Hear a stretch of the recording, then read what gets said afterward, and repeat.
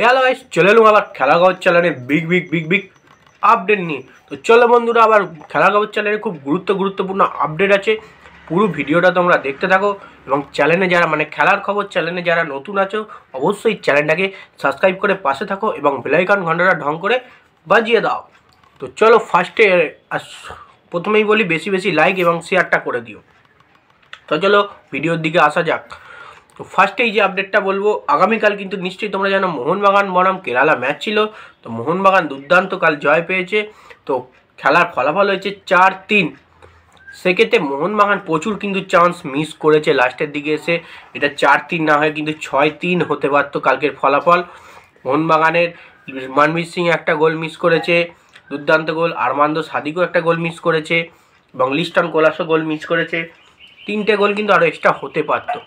সেক্ষেত্রে তাও Armando Sadiku এবং দীপক টাংরি এই দুটো প্লেয়ার কিন্তু কালকে তাদের জাত চিনিয়ে দিল। আরমান্দো সাদিকু কি মানের প্লেয়ার, কি জাতের প্লেয়ার, কিন্তু কালকে তার জাতটা চিনিয়ে দিল। অসাধারণ পারফরমেন্স দিয়েছে, দলের হয়ে ফার্স্ট গোল করেছে।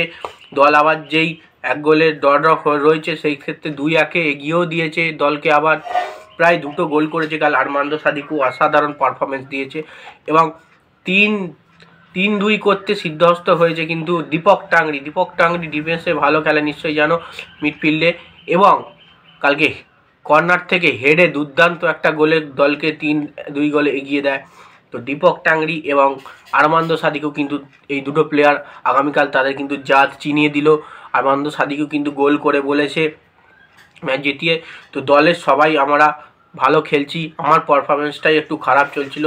আমার বন্ধু জেসন কামিংস, দিমিত্রি পেত্রাতস এরা দুর্দান্ত ফর্মে আছে, সেক্ষেত্রে আমার ফর্মটা আসা উচিত ছিল। আমিও কালকে এই ম্যাচে গোল করে নিজের জাতটা কিন্তু চিনিয়ে দিলাম কি মানের প্লেয়ার আমি। এবং দুর্দান্ত পারফরমেন্স দিয়েছে কাল আরমান্দো সাদিকু এবং দীপক টাংরিকে কম বললে হবে না। দীপক টাংরিও আগামীকাল দুর্দান্ত মিডফিল্ড সামলেছে, তার সঙ্গে গোলও করে দলকে এগিয়ে রেখেছিল।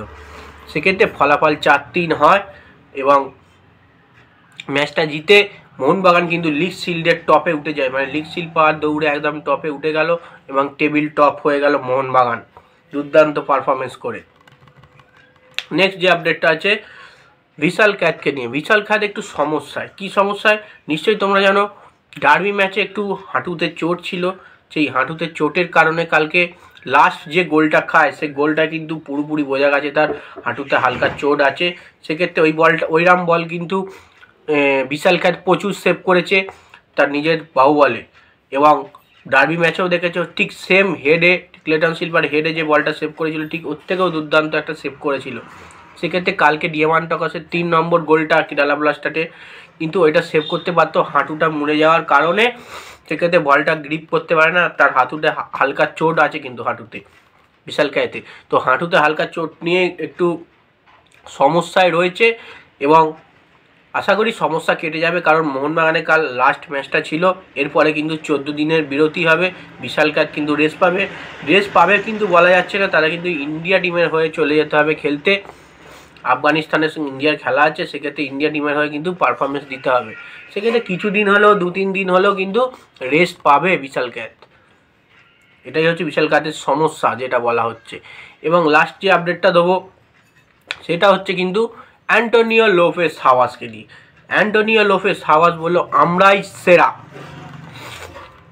কেন বললো, কি কারণে বললো? আমাদের টিমে যে 4 বিদেশি আছে, 4টে বিদেশি যে আমি খেলাচ্ছি ফার্স্ট 11-এ, সেই বিদেশিগুলো কিন্তু দুর্দান্ত পারফরমেন্স দিচ্ছে।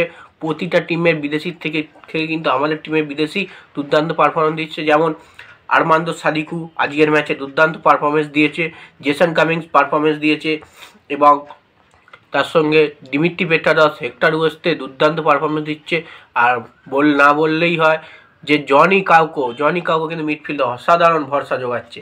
সেক্ষেত্রে আমাদের টিমে প্রতিটা বিদেশি কিন্তু দুর্দান্ত পারফরমেন্স দিচ্ছে এবং বলেই দিচ্ছে যে জুয়ান ফ্রান্ডোর আন্ডারে যে বিদেশি যারা ছিল তারা কিন্তু পুরোপুরি চেঞ্জ। আর অ্যান্টোনিও লোপেস হাওয়াসের আন্ডারে যে আরমান্দো সাদিকু, জেসন কামিংস, তোমরা দেখলে চিনতেই পারবে না এরা এই ধরনের এই মানের প্লেয়ার, কারণ জুয়ান ফ্রান্ডো তাদের কিন্তু সেরকম খেলাতেই পারেনি।